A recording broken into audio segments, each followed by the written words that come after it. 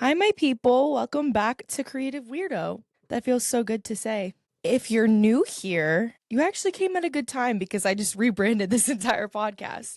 So I welcome you in with open arms. But if you're not new here, I'm just giving y'all a little hug. I missed you guys, okay? Took a few weeks off because of this rebrand thing, and life has just been lifing lately. I don't know what the hell is in the air right now.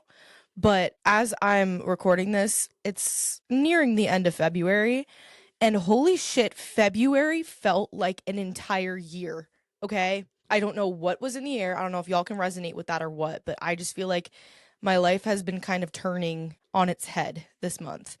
So, with that being said, I'm coming at you with some fucking rage today, okay? If I'm being so honest, I have nothing prepared for this episode except the fact that I have a fire burning under my ass to use my fucking voice and speak up for what I feel is true to me. Because I think that every single situation that's been unfolding in my life lately, the underlying common denominator behind all of them is the fact that they are making me feel angry or disrespected in some way. And it's forcing me to speak up about how I actually feel. So that's what I'm doing today, okay? If you can resonate with that, stick around. We're just gonna have a nice conversation. I'm just opening this up. I'm not trying to rage bait y'all in any way, but I'm just opening this up because, it's really easy to silence that part of us, especially if we're taught that it's not okay to feel rage. If you're a woman, that's a huge part of growing up as a woman is kind of learning to emotionally regulate so that you don't explode because you're meant to shrink yourself, and like that's just not the vibe, okay? That's not what we're doing over here. So, with that being said, I just kind of want to first say that it is very situational, okay? It's very situational to open your mouth and speak what is on your mind because sometimes it can make the situation worse. Sometimes it can put other people in harm's way. Like, this is very situational. If it applies to you, it'll make sense. And I know that you guys are going to take what applies to you and leave what doesn't. But I wanted to say that because I think when assessing whether to speak up or not, what you have to ask yourself is something along the lines of, if I don't speak up about how I actually feel in this situation, am I actually disrespecting myself by not speaking up and by staying silent? You know?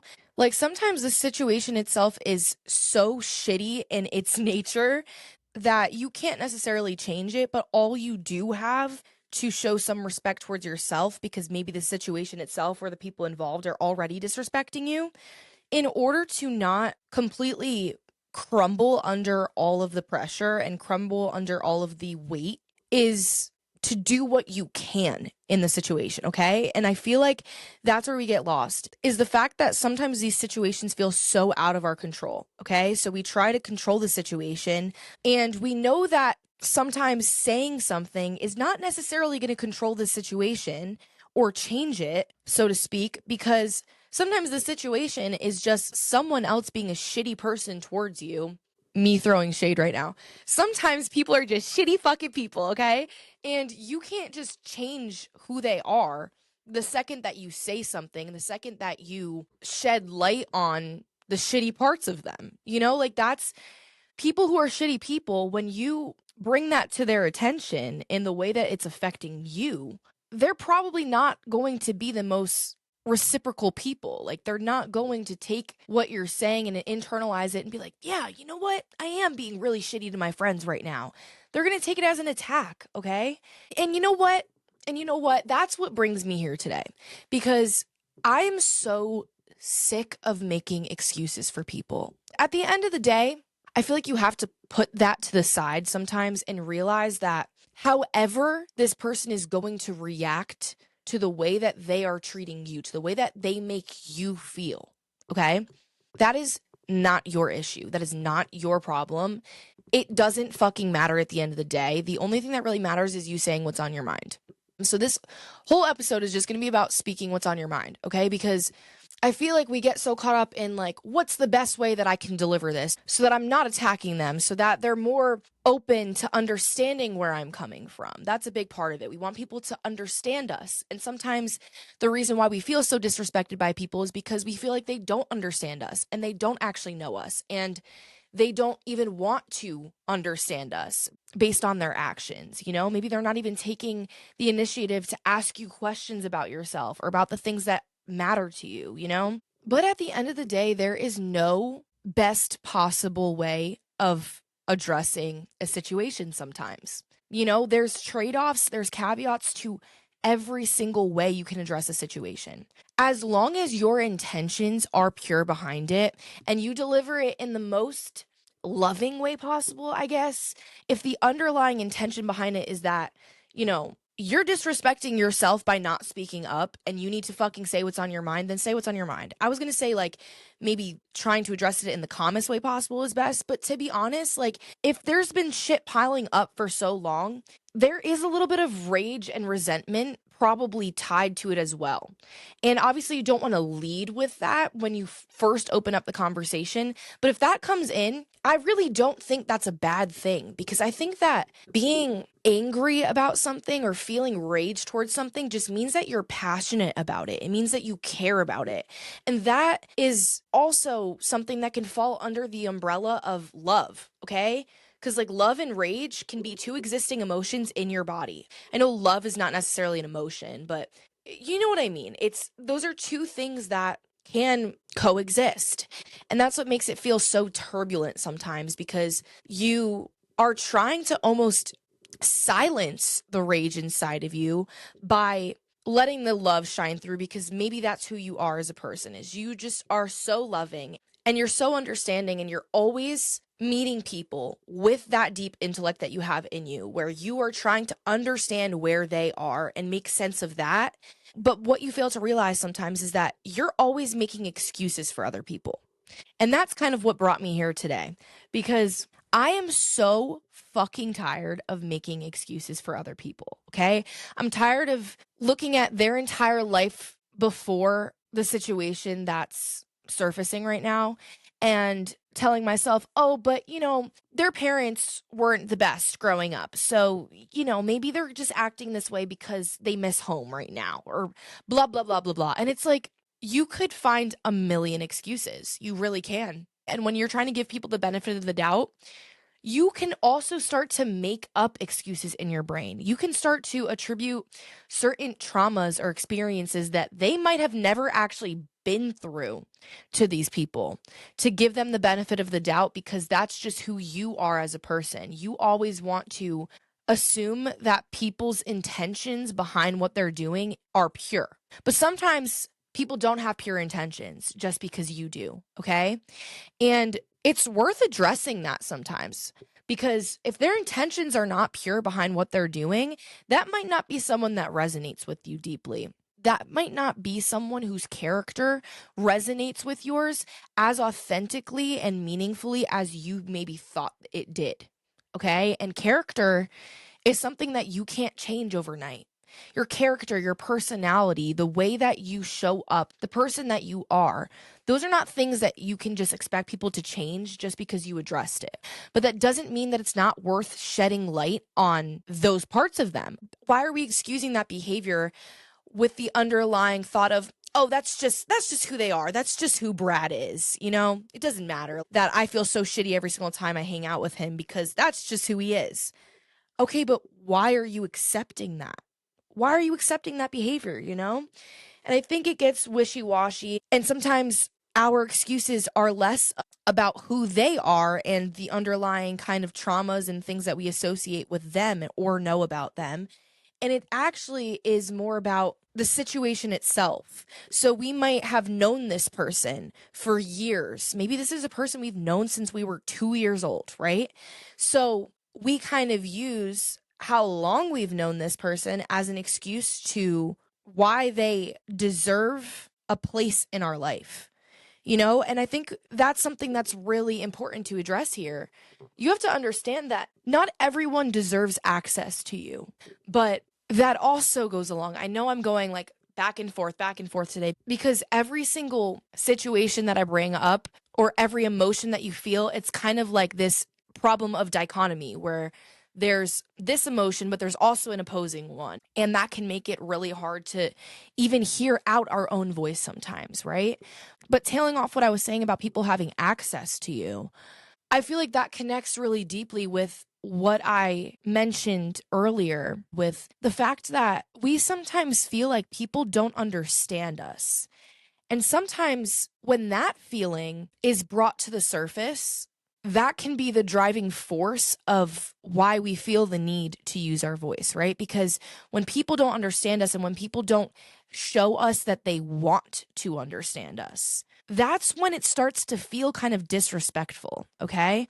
And maybe it's because you know that as a friend, you are not that type of person. You are constantly working to understand people deeper, to understand why they think the way they do, why they do the things that they do, why the experiences that they've had in their life have shaped them in a specific way. Like you are always looking to understand people deeper. So when people are not trying to understand you, there's a lack of love there. Okay. I'm not like in a lot of areas of my life right now, friends, family, anything, I'm just not feeling the love. If I'm being so honest, I'm just not feeling the love. And I feel like I've been pushing that down for a while and I'm a chronic avoidant attachment. And I'm not going to get into why that is or whatever, because I could talk about that forever.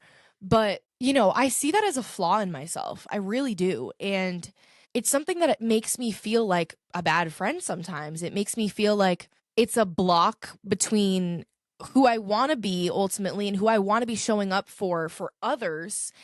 And also just like how I show up for myself, because I feel like I fail to see that I'm avoiding certain things that other people do or make me feel because I want to keep the peace, right? Like my role in a lot of areas of my life, especially my family life, is just keeping the peace, but that also comes with disrespecting yourself a lot because you're avoiding those things for the sake of other people, for the peace of mind of other people so that they can go about their life without getting clocked on every little thing that they're doing that's affecting you in a specific way, right? But at the end of the day, you're pushing down all of those things. You are bottling up all the emotions that you feel until they come to the surface and they boil over. And then all of a sudden you're exploding on these people.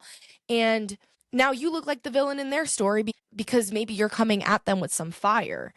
But that fire is valid, like we could validate every single emotion any of us feel, whether it's tied to the way that we were raised, whether it's tied to the attachment styles that we have that are attached to the way that we were raised. Like everything affects everything. Okay. Everything affects everything. So moral of the story, I'm tired of making excuses for everyone, because if I can find that many excuses for them, there's also that many excuses for me and how I was raised, and that playing a role in the person I am today. But at the end of the day, I've said this so many times on my podcast, the way that you were raised, the way that things have affected you growing up, the traumas that have been imposed on you, those were never your fault, but it is your responsibility to take what you have been handed and to fucking do something differently with it, okay?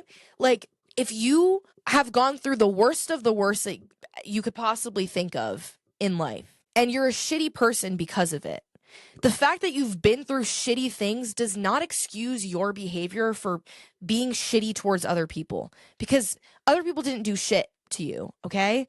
Like, it doesn't excuse it. And maybe that's just my opinion, but I think we latch onto that way too much. I think, we're in a day and age right now where mental health is more prevalent than it's ever been. I think we could always use more insight and more attention on that area of our evolution, even if you want to go that deep. But I also think that a lot of people use mental health as an excuse since we're in this day and age where, it's more normalized than ever to take a mental health day off of work. It's more normalized than ever to cancel really important plans that your friend had for, their birthday party or their engagement or things like that because you're just not feeling up to it. And I kind of it's hard for me to say that I'm completely against that because I'm also a fucking psychology major and a yoga teacher. So obviously, a big part of me prioritizes how I'm feeling, and I want others, I literally preach to others to notice how they're feeling.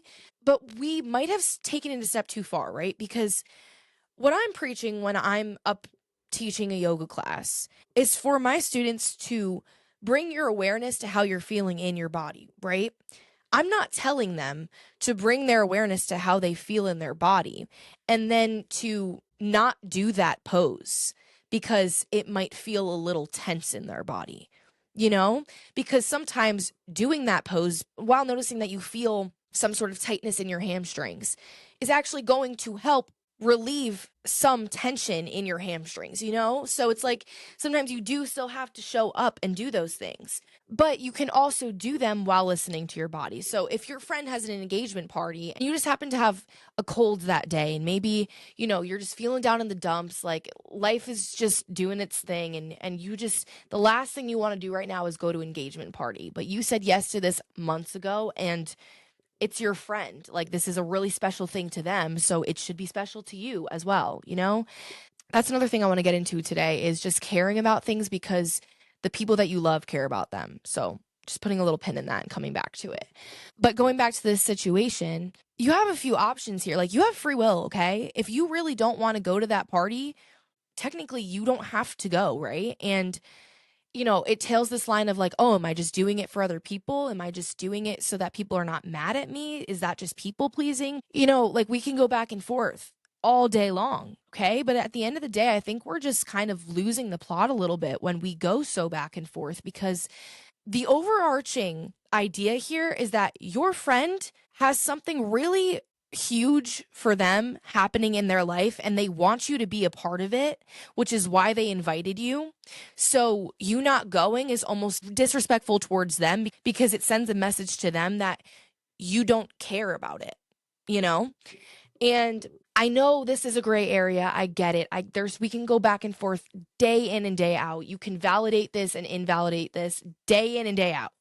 But at the end of the day, I think that we forget that yes, there is the approach where you can take where you listen to your mind, your body, whatever it is, and you don't do it at all, right? So going back to like the yoga thing, like my students can just choose to not take that pose at all and to just avoid the way that it feels in their body. Or they can observe the way it feels in their body, even if it feels kind of more uncomfortable than it does soothing, right? And they can start to bring their awareness to why it feels that way or try to release tension where they can, blah, blah, blah.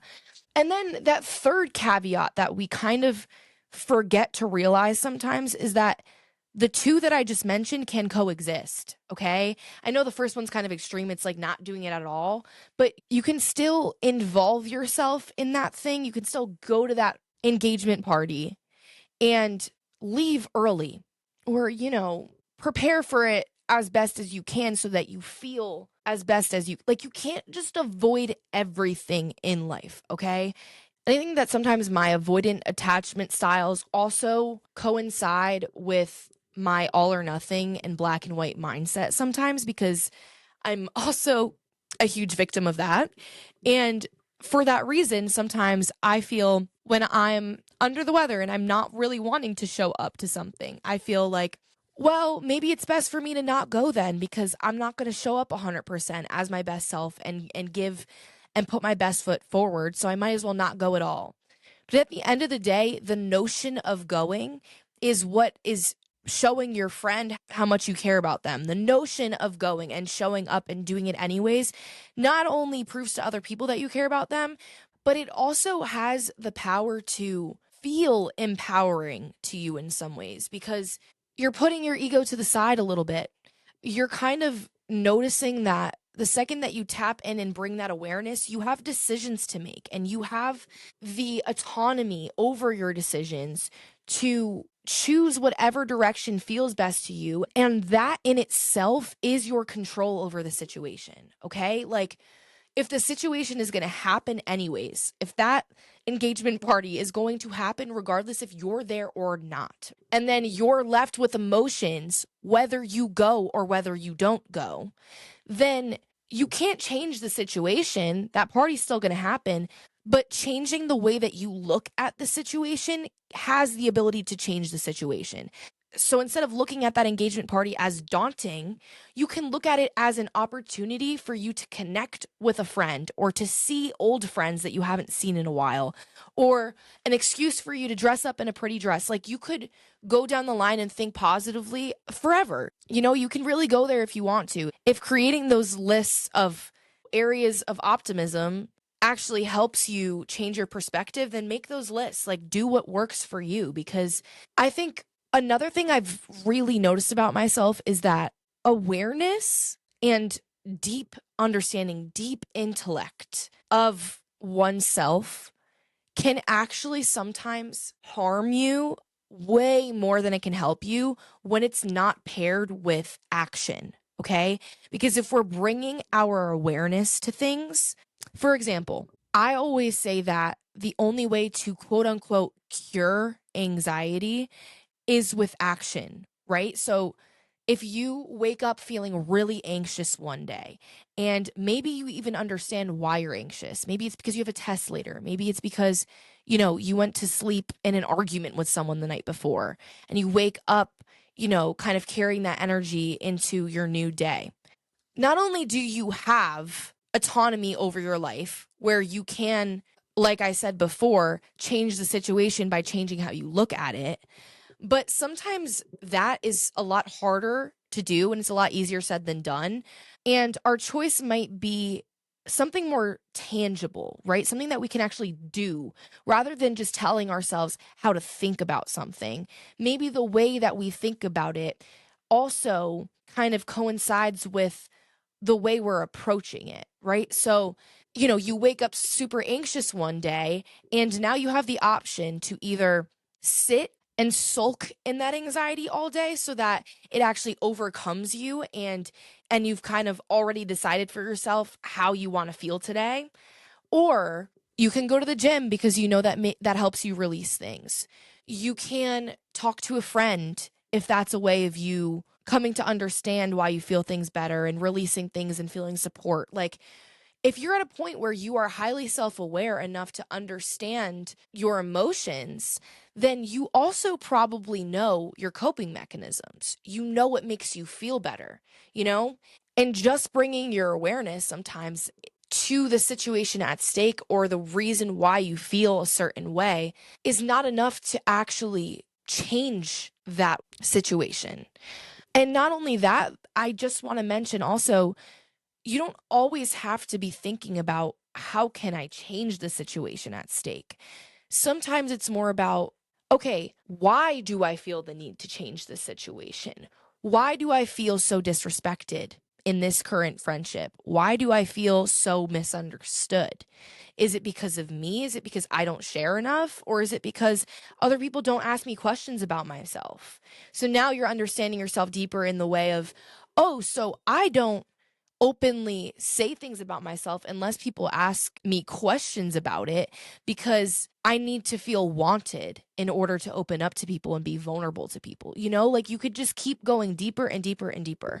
But I feel like this kind of bleeds into the conversation of what I put that pin in before with, ultimately, we want to feel understood by our friends, right? Because to be loved is to be understood. And when people are not even taking the initiative to try to understand, that feels like outward disrespect. It feels like they don't care enough about us to understand us deeper. So, with that being said, what I put that pin in before was about how even if our friends or our family don't care about the things that we care about so deeply and have a passion for, like, not all my friends care that deeply about making art or about, being creative and strengthening that creative muscle and releasing things, whatever. But I want them to still care enough about my creative process because I care about it. Because what this raises is this feeling that people are just watching you and not supporting you.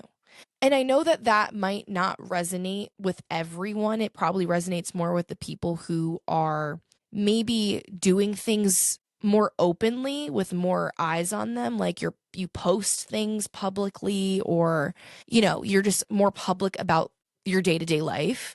But you can also fill in the word watching with any other word. Like maybe they are listening to you without supporting you. Like the reason I bring that up is not because you're meant to fit so perfectly in that phrase, but because of the actual feeling that it raises.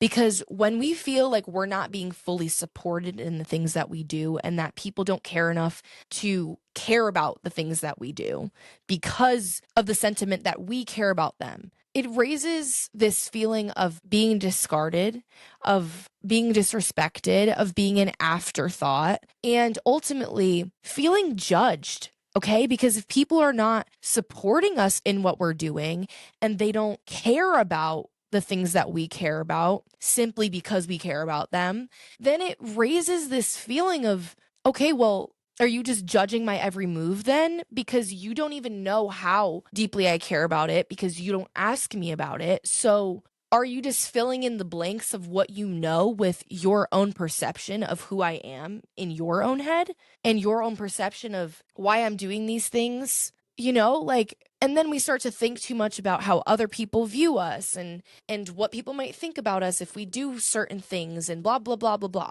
But at the end of the day, the underlying aspect in everything I'm talking about today is the idea that we just want to be fucking understood, okay? And I say this all the time. You didn't come here to understand other people. You came here to understand yourself.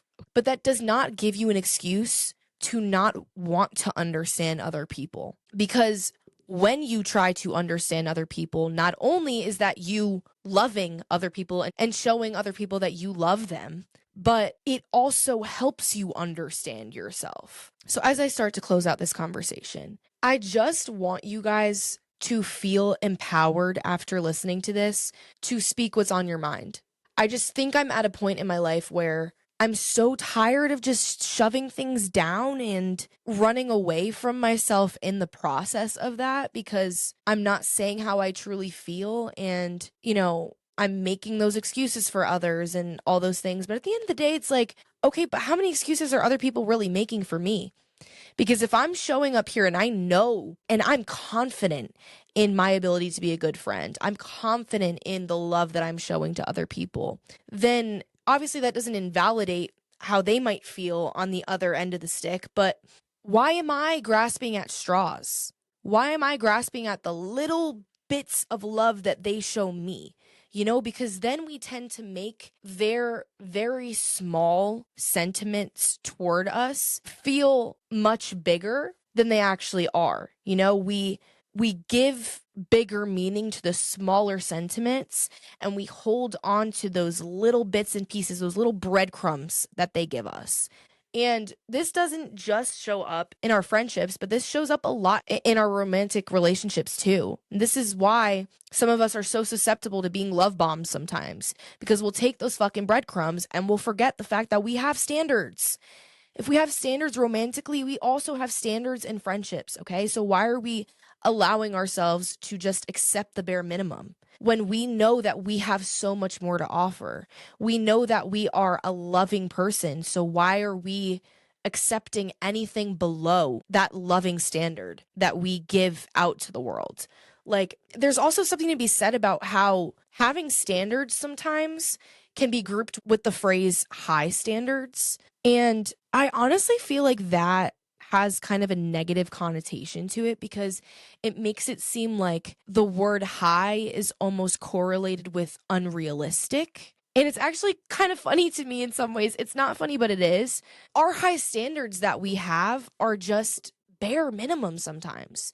And not only that, but taking it a step further, the quote unquote high standards that we might require are things that we already hold within ourselves. Like, I forget exactly what the saying is, but it's something along the lines of, my standards are high because I require exactly what I supply to others. I don't know. It's definitely phrased a little bit differently than that, but you get the gist. But that in itself, I feel like, is just such an impactful way of thinking about it, because it makes you come back to that idea of, oh, I am a highly valuable person.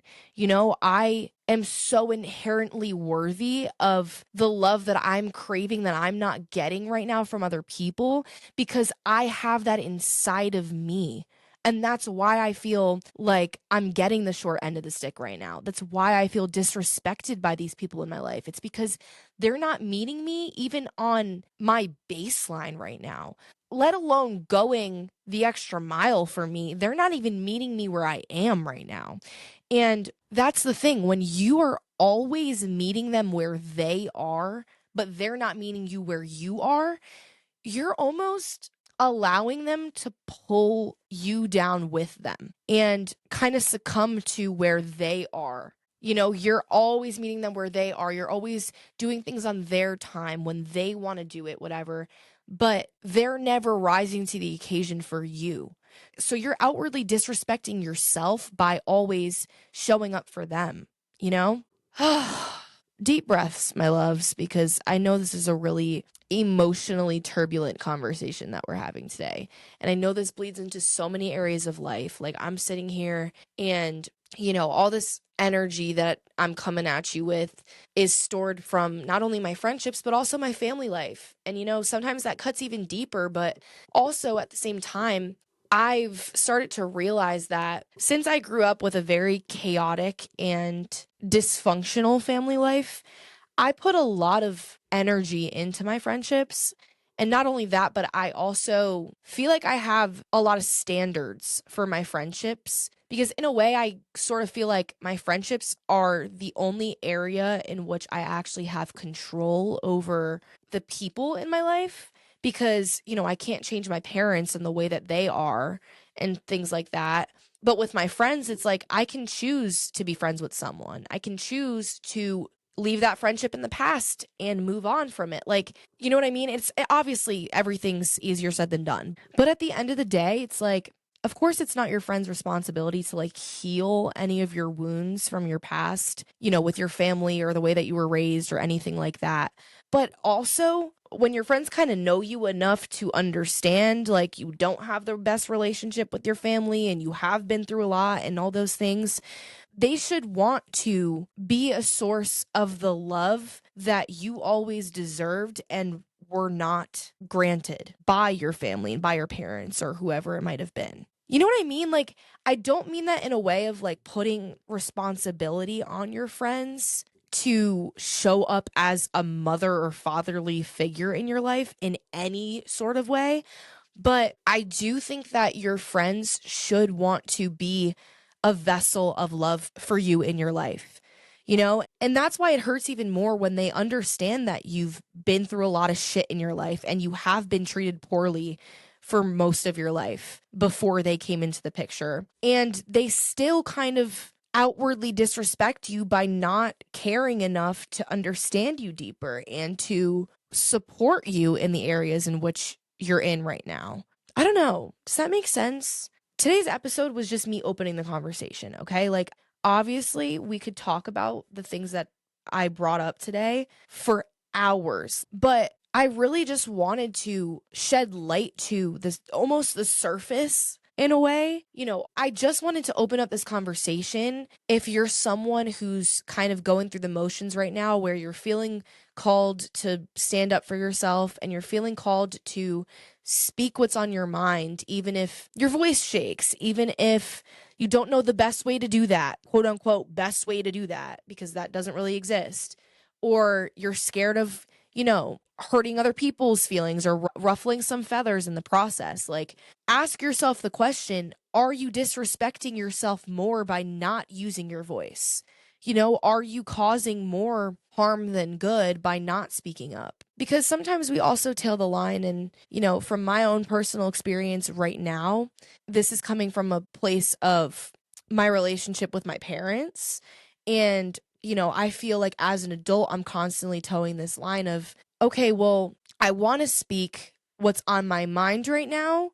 And I want to talk about, how my parents have affected me and how the way that they are living their lives is affecting them negatively, which is impacting me as their child. But at the end of the day, it's like, I'm their child, It's not technically my responsibility to parent you and to shed light to this situation sometimes, because you're an adult. You are a fully formed adult at this point with children. Why do your kids have to be the people in your life to step in and tell you that what you're doing is fucked up and it's affecting the kids that you brought into this world? So I know with parents, it gets a little wishy-washy, and not everything that I'm saying in this episode is going to apply perfectly to your scenario. But the overarching theme of this episode is kind of just bringing your awareness to things is sometimes not enough.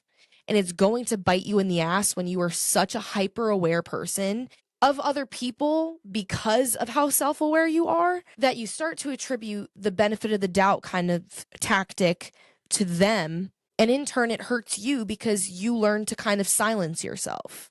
And when the whole world is already silencing you, when your own friends are already silencing you, you cannot afford to also be silencing yourself, So yeah, I don't know. I hope you guys were able to take something from that, even if this wasn't groundbreaking information that I kind of laid at you, but it more so just kind of guided you to go a little bit inner and to think a little bit more about the ways that you've just been complacent, the ways that you have been just accepting things as they are, and then feeling all of the turbulence that comes up with accepting things how they are and that these things are out of your control, but then feeling these hypersensitive emotions because you feel like everything's out of your control, because you're not actually shedding light on the ways in which it is in your control in some ways, right? And not control in the sense of you can necessarily change your situation, but like I said before, control in just the fact of there are certain measures that can be taken, and it can give you peace of mind enough sometimes to realize, okay, well, even if this doesn't change the situation, at least I know that I did everything that I could and I laid it all out on the table as much as I possibly could, So that's all I have for you guys today. Thank you so much for hanging out, for listening, and, applying your own situation to the things I'm talking about and just all the things. I love getting to know you guys better, and I love hearing your insight and your questions and all the things that come up for you while I'm talking. So, for future reference, and maybe even after you listen to this episode, maybe you want to drop a comment down below if you're listening on YouTube or Spotify. Maybe you want to leave a rating or review on this podcast so I kind of understand, what things are resonating with you, what approaches you like that I'm taking, or which approaches that you don't like that I'm taking. And, just making this an open-ended conversation, because like I've said before, creating art and just the process of creation in itself is you adding to the ongoing conversation that is always happening around us. So yeah, I just really like to emphasize that you guys are a part of the conversation, even though you are the one consuming my creations right now. When you see yourself in something else, it helps you understand yourself deeper, and that can create more insight that allows you to apply your existing knowledge onto things that you haven't learned before and come to know yourself deeper because of it, So I hope that you were able to get something from this. However small, however revolutionary it might be, just know that those little tidbits that we think are really small, that don't feel super revolutionary, can be the start of something really revolutionary. So, treat your ideas, treat your creative insight, your thoughts, all the raising questions you have, treat those with the utmost amount of care that you can, because when you just write them off as another thought or a really small piece of information that someone has probably already figured out, you're disrespecting yourself and that thought. So, yeah, I just want to leave you guys with that. Stop being the biggest thing in your way. If everything else in your life feels like it's falling apart right now and all you have is you, Stop adding to the disrespect you're feeling from other people by silencing yourself, by not speaking what's on your mind. I just hope you guys can find your voice a little bit more after listening to this episode.